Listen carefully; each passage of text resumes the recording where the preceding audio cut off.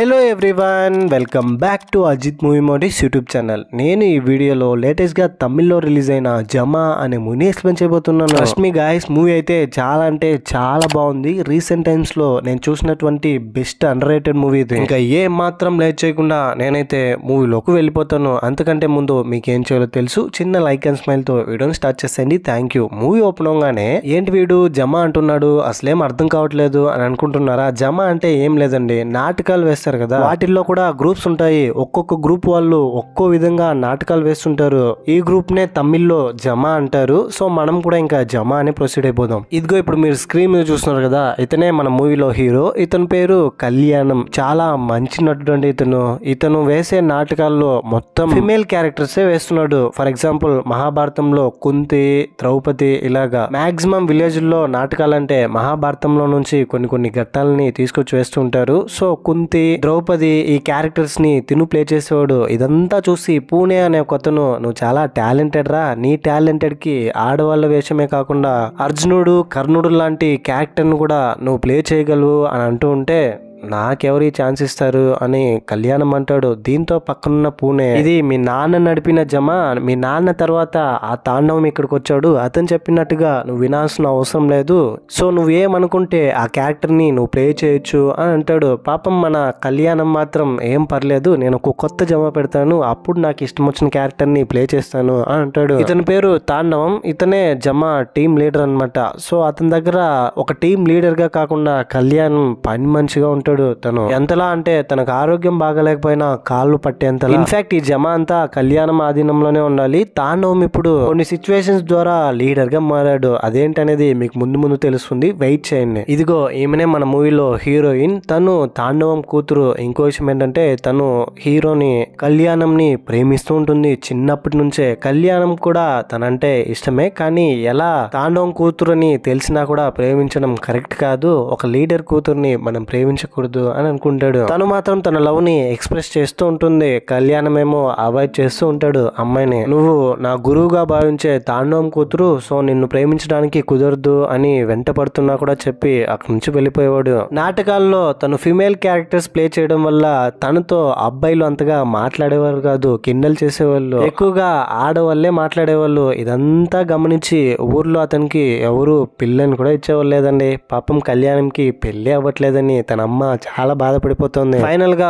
పెళ్లి చూపులు అరేంజ్ చేస్తే కళ్యాణంకి అక్కడ తాలింపు సరిగ్గా వేయట్లేదని దగ్గొస్తుంటే ఇలానా వేసేదని వంట చేస్తూ ఉన్నాడు. ఇంకో పెళ్లి చూపుల్లో పెళ్లి కూతురికి చీర కట్టడమే సరిగ్గా రాలేదు, నేను చూడు కట్టి చూపిస్తానని తనే అందరి ముందు చీర కట్టుకొని చూపిస్తాడు. ఇదంతా చూసిన తర్వాత ఎవరు మాత్రం పిల్లనిస్తారండి. సో అందరూ రిజెక్ట్ చేస్తున్నారు కళ్యాణంని.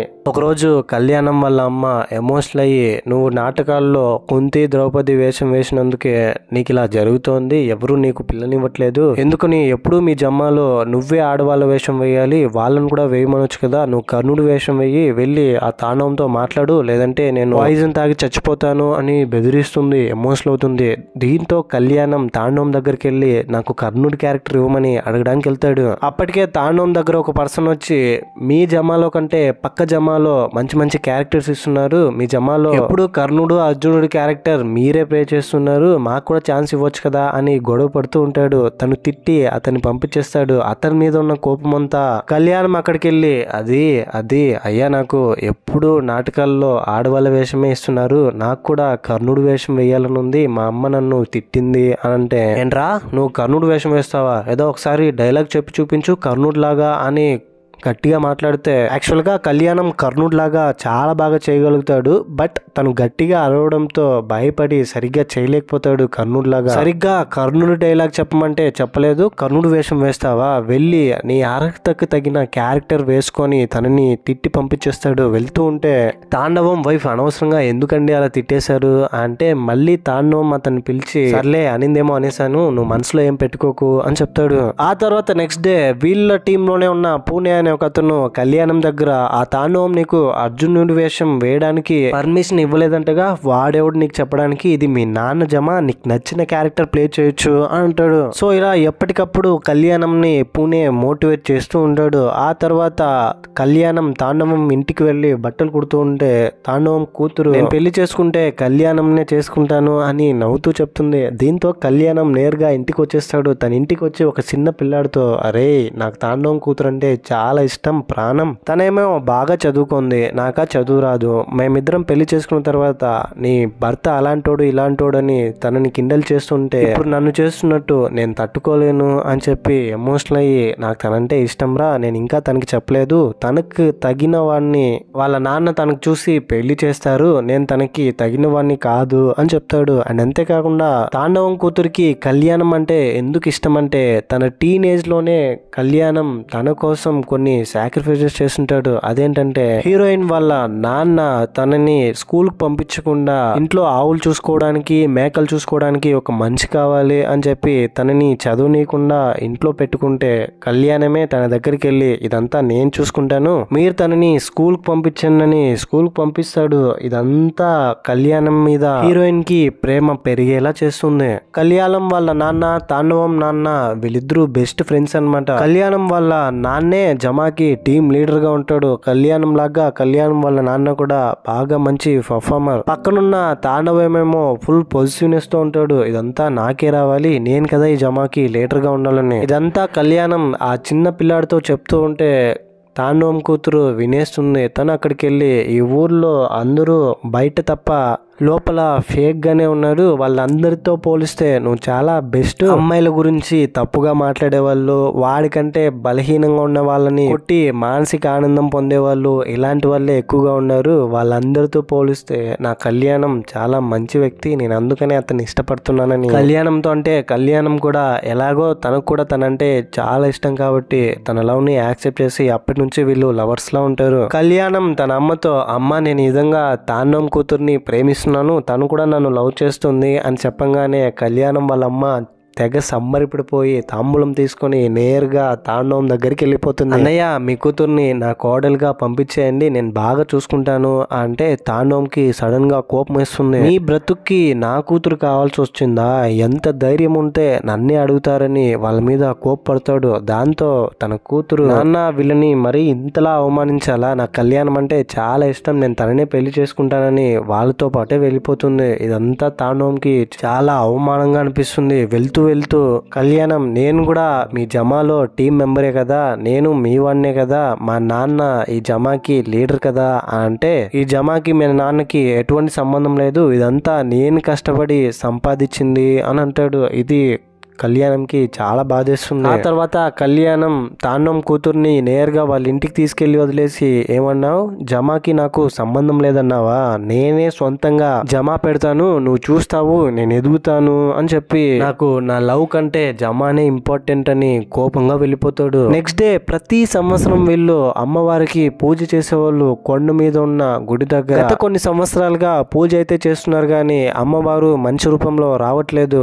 దీంతో ఎన్ని సంవత్సరాలు పూజ చేసినప్పటికీ అమ్మవారు ఎవరి రూపంలో రావట్లేదంటని ఇక్కడ కూడా తాండవం అనలాగే ఇంకొంతమంది కళ్యాణిని అనలాగే తన ఫ్రెండ్స్ ని చాలా చీప్ గా చూస్తారు. నీళ్లు తీసుకురావడానికి అక్కడ పనులు చేయించడానికి వీళ్ళని వాడుకునే వాళ్ళు. వీళ్ళకి కూడా వాళ్ళతో పాటే ఉండే అర్హత ఉన్నా కూడా తాండవం తన డామినేషన్ చూపించి వాళ్ళని పక్క కూడా రానిచ్చేవాడు కాదు. పూణే ఏం చెప్తాడంటే కళ్యాణం గనక దేవుడి దగ్గర నిలబడితే దేవుడు ఖచ్చితంగా వస్తాడు అంటే, వీడు నిలబడితే దేవుడు వస్తాడంటే ఆ దేవుడే నాకు వద్దని తాండవం అక్కడున్న వాళ్ళందరినీ కోపంతో వెళ్ళిపోతాడు. ఆ తర్వాత నెక్స్ట్ డే కళ్యాణం దగ్గరికి తాండవం కూతురు వచ్చి, అరే ఏంట్రా నీ ప్రాబ్లం, వాడి కోసం నన్ను అవాయిడ్ చేస్తున్నావేంటి, నన్ను ఎందుకు దూరం పెడుతున్నావు, నేను నువ్వు లేకుండా ఉండలేకపోతున్నాను, ఇప్పుడు నాకంటే నీకు జమానే ముఖ్యం కదా, జమా ఉంటే నీకు చాలు కదా అని తన మీద కోప్పడి ఊరికి వెళ్ళిపోతుంది బస్ ఎక్కి. తర్వాత కళ్యాణం పట్టుదలతో ఊర్లో పూణే హెల్ప్ తీసుకుని అందరి దగ్గరికి వెళ్ళి, నేనే కొత్తగా సొంతంగా జమా పెట్టబోతున్నాను, మా జమాలోకి మీరందరూ రావాలని ఇన్వైట్ చేస్తాడు. ఇందుకు కొంచెం డబ్బు అవసరం రావడంతో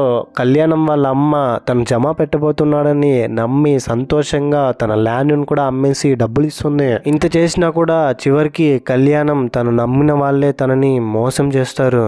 మొదట్లో తన జమాలోకి వస్తానని చెప్పినా కూడా ఆ తర్వాత తాండవం వల్ల అతను చెప్పిన మాటలకి ఇన్ఫ్లుయెన్స్ అయ్యి రాను అని చెప్పేస్తారు వాళ్ళందరూ. దీంతో కళ్యాణం ఇంకా చాలా బాధపడతాడు. తన అమ్మ వాళ్ళ ల్యాండ్ కూడా అమ్మేసింది, మొత్తం డబ్బులు పోయాయి, మొత్తం శూన్యమే. ఈ బాధ తట్టుకోలేక కళ్యాణం వాళ్ళ అమ్మ కన్ను మూస్తుంది. తనకి అంత్యక్రియలు చేసి తిరిగి వస్తూ ఉంటే కూడా కళ్యాణంకి మొత్తం తన అమ్మ ఆలోచనలే వస్తున్నాయి. ఆ తర్వాత పూణే కళ్యాణం దగ్గరికి వెళ్ళి యాక్చువల్గా తను ఆ తాండవం జమాకి ఎలా లీడర్ అయ్యాడు, కళ్యాణం వాళ్ళ నాన్నని మోసం చేసి అనేది మొత్తం ఎక్స్ప్లెయిన్ చేస్తాడు. ఫ్లాష్ బ్యాక్ ఓపెన్ అవగానే కళ్యాణం వాళ్ళ నాన్న తాండవం వీళ్ళిద్దరూ బెస్ట్ ఫ్రెండ్స్ అన్నమాట.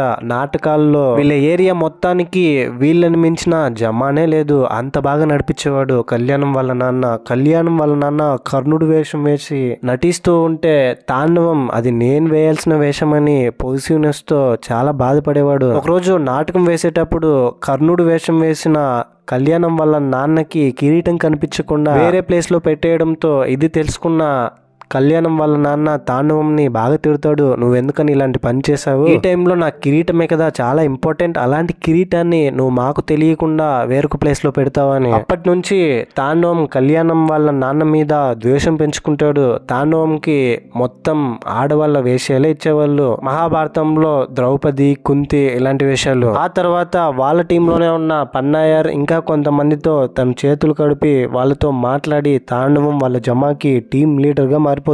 కళ్యాణం వాళ్ళ నాన్నకి తనని లీడర్ నుంచి తీసేయడంతో చాలా అవమానంగా అనిపిస్తుంది. ఇంట్లో గొడవపడి మెల్లమెల్లగా తను ఆల్కహాల్ కి అడిక్ట్ అయిపోతాడు. తను నాటకాలు వేయడమే కంప్లీట్ గా మానేస్తాడు కోపంతో, బాధతో. ఆ తర్వాత తాండవం దగ్గరికి కళ్యాణం వెళ్తాడు నాటకం నేర్చుకోవడానికి వాళ్ళ టీంలోకి. కళ్యాణం వాళ్ళ నాన్న కూడా నాకు శత్రువులంట, వాడికి శత్రువు కాదు, వాడికంటూ ఒక లైఫ్ ఉంది, వాడికి నచ్చినట్టు వాడు బ్రతికిని అని చెప్తాడు. ఆ తర్వాత తాండవం జమాని నడిపించడం ఇదంతా కళ్యాణం వాళ్ళ నాన్న తట్టుకోలేకపోతాడు. ఫుల్ గా మందు తాగడం వల్ల ఆరోగ్యం బాలేక ఫైనల్ ఒక రోజు చనిపోతాడు. అప్పటి నుంచి నిన్ను కూడా వాడి దగ్గర బానిసలాగా చూస్తున్నాడని పూణే ఇదంతా కళ్యాణం చెప్తాడు. నెక్స్ట్ డే కొండ మీద అమ్మవారి పూజ జరుగుతూ ఉంటే కళ్యాణం ధైర్యంగా స్నానం చేసి వెళ్లి అందరితో పాటు నిలబడతాడు దేవుడు వస్తుందేమని. ఇది చూసిన తాండవం, ఎవడ్రా నువ్వెందుకు ఇక్కడ నిలబడుతున్నావు, నీకు ఇక్కడ నిలబడే అర్హత లేదని గట్టిగా పట్టి తోసేస్తాడు. ఇంకా ఎందుకు నువ్వు వాడికి భయపడుతున్నావు, వాడు భయపెడుతున్నాడని నువ్వు భయపడకూడదు, వెళ్ళి నిలబడు, వాళ్ళు కొట్టినా కూడా నిలబడు అని చెప్తే కళ్యాణం భయపడకుండా వెళ్ళి ఈసారి బలంగా నిలబడతాడు. కొద్దిసేపటికే అమ్మవారు కళ్యాణం శరీరంలోకి ఆవహించి తన విశ్వరూపం చూపిస్తుంది. ఇదంతా తాండవం చూసి తట్టుకోలేకపోతాడు. అమ్మవారు తన శరీరంలో నుంచి రావడంతో తన తల మీద జమా తీసి పెడతారు. తను జమాకి లీడర్ గా మారిపోయాడని తాండవం ఇంకా ఫుల్ కోపంతో రగిలిపోతాడు. తర్వాత నెక్స్ట్ డే కళ్యాణం తాండవ్ కూతురుతో మాట్లాడడానికి ట్రై చేస్తాడు. తను మాత్రం తాండవ్ మీద కోప్పడి నీకు ఎప్పుడు జమానే ఇంపార్టెంట్, జమా గురించి ఇప్పుడు కూడా చెప్పడానికి వచ్చావు కదా అని కోపంతో వెళ్ళిపోతుంది. ఆ రోజు నైట్ వీళ్ళు ఒక నాటకం వేయబోతున్నారు. తాండవం నాకు కర్ణుడు వేషం వేయమని, కళ్యాణంకి కుంతీదేవి వేషం వేయమని చెప్పి అక్కడున్న వాళ్ళతో చెప్తే మన కళ్యాణం ఇంకా ఎమోషనల్ అయిపోతాడు. ఇంత జరిగినా కూడా ఇంకా నాకు కర్ణుడి వేషం ఇవ్వట్లేదని. ఇంకా వేరే దారి లేక కళ్యాణం కుంతీదేవి లాగానే యాక్ట్ చేస్తాడు. తన యాక్టింగ్ చూసి అక్కడున్న వాళ్ళందరూ ఆశ్చర్యపడ్డమే కాకుండా చాలా ఎమోషనల్ అయిపోతారు. అంత బాగా యాక్టింగ్ చేస్తాడనమాట. కుంతీదేవి లాగా కళ్యాణం జీవిస్తాడు. ఎంతలా తను పర్ఫామ్ చేస్తాడంటే తాండవం యాక్టింగ్ ని కూడా డామినేట్ చేసేంతలా. చివరికి తాండవమే ఆశ్చర్యపోయి ఇలాంటి వాడికి మనం కర్ణుడి క్యారెక్టర్ ఇవ్వలేదా, ఇలాంటి మంచి నటుడు మనకు కావాలి కదా అని తన మీద తనకే కోపమేసి గిల్ట్గా ఫీల్ అయ్యి తన కాళ్ళ మీద పడిపోయేంతలా కళ్యాణం కాళ్ళ మీద తాండవం అందరినీ కళ్యాణ్ నటన అంతలా ఇంపాక్ట్ చేస్తుంది. కళ్యాణం కాళ్ళ మీద పడి తాండవం చనిపోతాడు. అంతలా ఇంపాక్ట్ చేస్తుంది అనమాట ఆ పర్ఫార్మెన్స్. పీక్ అండి, నేను ఇంకా మాటల్లో చెప్పలేను. తాండవం చనిపోయిన తర్వాత కొద్ది రోజులకి ఇంకెలాగో కర్ణుడి పాత్ర ఫైనలీ ఎన్నో కష్టాలను ఫేస్ చేస్తున్న కళ్యాణంకి వస్తుంది. అద్దంలో తన మొహం చూసుకుంటూ కర్ణుడి వేషం కడుతూ ఉంటే తాండవం కళ్ళల్లో ఒక కాన్ఫిడెన్స్ వస్తుంది చూడండి. అంతవరకు వాళ్ళ నాన్న ఫేస్ చేసిన ప్రాబ్లమ్స్ ఈ తాండవం వల్ల తన లవ్ ని సాక్రిఫైస్ చేసింది. చివరికి ఈ క్యారెక్టర్ కోసం తన అమ్మే చనిపోయింది. ఎవరైతే క్యారెక్టర్ కావాలని పట్టారో అతనే ఇప్పుడు చనిపోయాడు. ఇంతలా ఒక క్యారెక్టర్ కోసం కష్టపడ్డ తర్వాత ఫైనలీ ఆ క్యారెక్టర్ ని పర్ఫామ్ చేస్తున్నప్పుడు ఒక తెలియని కోపం, తెలియని ఆనందం, తెలియని బాధ, తెలియని సంతోషం, ఇదంతా మిక్స్డ్ ఫీలింగ్ తో కర్ణుడు లాగా పర్ఫామ్ చేస్తారు మాస్టర్. మామూలుగా ఉండదు ఈ సీక్వెన్స్. ఒకరి నటనతో ఎవరినైనా ఇంప్రెస్ చేయొచ్చు అనే దానికి కళ్యాణమే ఒక ఎగ్జాంపుల్. ప్యూర్ సినిమా అండి ఇది. ఇంతటితో మూవీ అనేది ఎండ్ అయిపోతుంది. ఈ మూవీపై మీ ఒపీనియన్ ఏంటి, నా ఎక్స్ప్లెనేషన్ మీకు ఎలా అనిపించింది అనే దాన్ని తప్పకుండా ఏదో ఒకటి కింద కమెంట్ బాక్స్ లో నాతో షేర్ చేసుకోండి. చాలా మంచి మూవీ అనిపించింది ఇది నాకైతే. ఇలాంటి కైండ్ ఆఫ్ మరిన్ని మూవీ ఎక్స్ప్లెనేషన్ వీడియోస్ కోసం మన ఛానల్ ని సబ్స్క్రైబ్ చేసి బెల్ ఐకాన్ క్లిక్ చేసేయండి. ఇంకో ఇలాంటి ఇంట్రెస్టింగ్ మూవీతో మీ ముందు ఉంటాను. అంతవరకు సేఫ్ గా ఉండండి, నవ్వుతూ ఉండండి, నవ్విస్తూ ఉండండి. Thank you. జై హింద్.